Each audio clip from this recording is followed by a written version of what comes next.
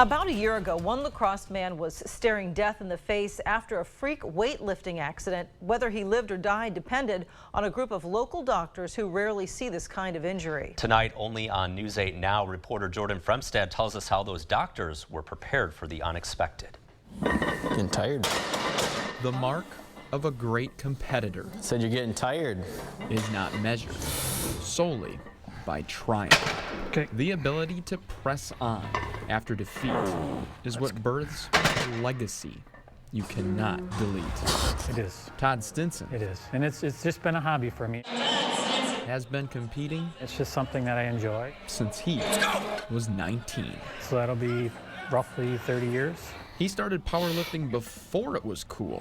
Most of the local high schools now have a powerlifting team. He became so good, he broke a national record for his weight class. If you convert it to pounds, it was 418 pounds. Todd will not brag, To me, it's always just been, did I do better than I did last time? despite lifting more than double his own weight. I'm a little guy. He used to play with all his trophies and steal them from him. His sons Hunter and Noah have grown up with his success. How big is this trophy gonna be Dad brings home today, you know? Todd's next challenge weighed 425 pounds.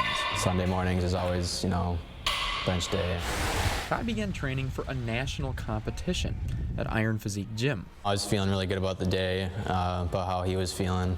However, the moment would rapidly turn grim. Just took a nasty turn. I had all the spotters in place. I came down fine. I exploded up, got almost all the way up. In fact, roughly 3/4 or more all the way up, and my shoulder collapsed. The spotters powerless to stop it. The fact that it didn't come straight down, that it kind of just exploded off of me out, couldn't react in time to catch it, and the bar landed on my lower chest. The first thing he said was, call an ambulance. The longtime Mayo Clinic employee became a patient. It didn't feel like things were that bad. I just obviously figured I had some broken ribs. We decided early on to admit him to the hospital for pain control. He was right. A CT scan revealed broken ribs. You can see there's a number of rib fractures. But it's what the scan didn't see at first. His blood pressure dropped precipitously, and his overall clinical status changed dramatically. A radiologist ordered a second scan of his liver. Everything went crazy from there. Everything seemed okay at first, and then, the doctor's telling you that he needs to have surgery immediately, basically to save his life. Todd's liver was cut. And it can bleed very rapidly. The doctor said, there's internal bleeding, you're about ready to crash, we're gonna get you into ER and get you stable. Was very scary.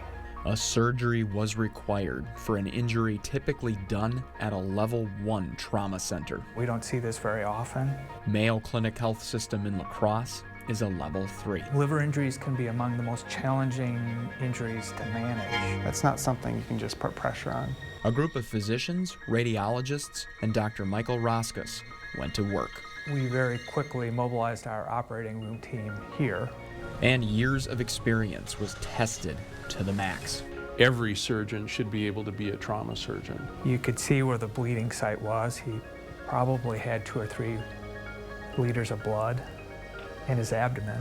Their effort helped ensure Todd could survive a helicopter ride to Mayo Clinic Rochester. I think it's a miracle. The trip was successful, and so was Todd's second and final surgery. It is pretty remarkable. He was back here as an employee in just a few weeks. That's good. I can imagine if we had a miss on this one. Drive it. Come on. A group of doctors expecting the unexpected saved a father and a husband. I'm here. Do I need to compete again? Absolutely not. No, my family. Todd is back, Seeing them every day. pressing on not as a competitor, Seeing my coworkers every day. but as a mentor. I get to see them. When he finally was able to bench again and helping him lift that bar off and being there for him, it was amazing. It was a moment marked by misfortune, but the response to it ended in triumph. A lot of things went right that day. Even though things went wrong, but a lot of things went right. In La Crosse, this is Jordan Fremstead, News 8 Now. Wow. And Todd says he is not planning on returning to competition anytime soon. He says he doesn't want his experience, though, to deter any weightlifters out there. And he also says people just need to make sure they are practicing safe lifting measures. Accidents can happen, but if you aren't sure how to do something, make sure you ask someone to help you.